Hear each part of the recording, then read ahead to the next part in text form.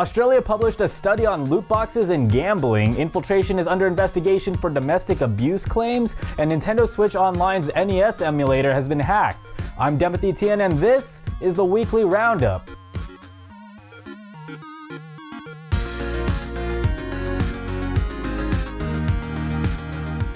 This whole EA loot box thing has really been moving fast. Last week we talked about how EA is currently under investigation by the Belgian government over loot boxes, and just to sort of recap, Belgium deemed loot boxes to be an illegal form of gambling, and EA said no and left them in their games. Well, it backfired even more, and now 15 gambling regulators in Europe and one from the US are banding together to address the risks created by the blurring of lines between gaming and gambling.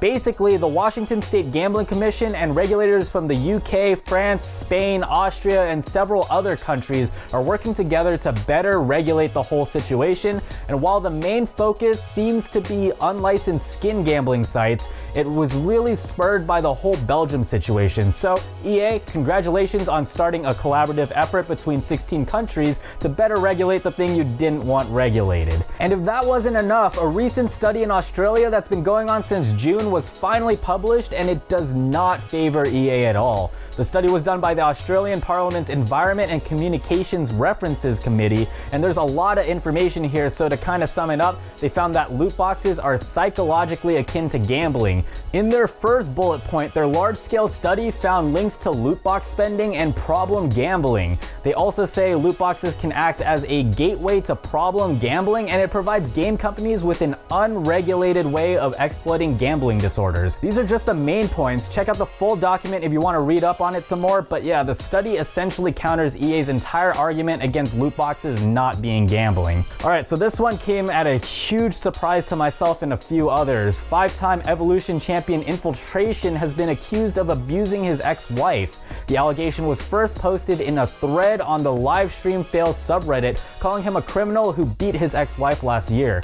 There were multiple allegations, including physical violence, destruction of property, and an arrest. There were also apparent transcripts of recorded audio files and case numbers for supposed claims involving Infiltration.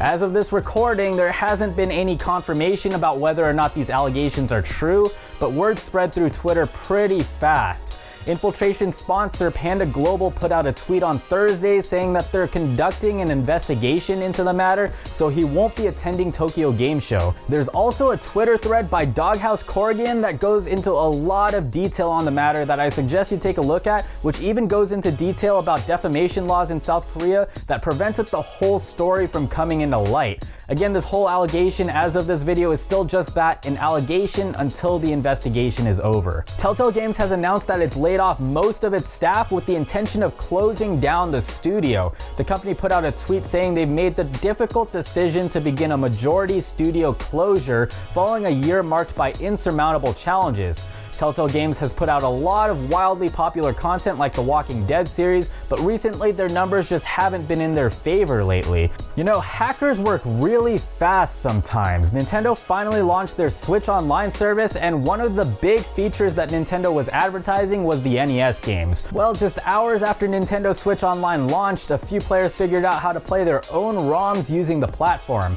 A video by YouTuber Devrin shows the player launching games from the NES library that aren't included, and according to Twitter user Cappuccino Heck, it's pretty easy to do, but not recommended since we don't really know how Nintendo will respond.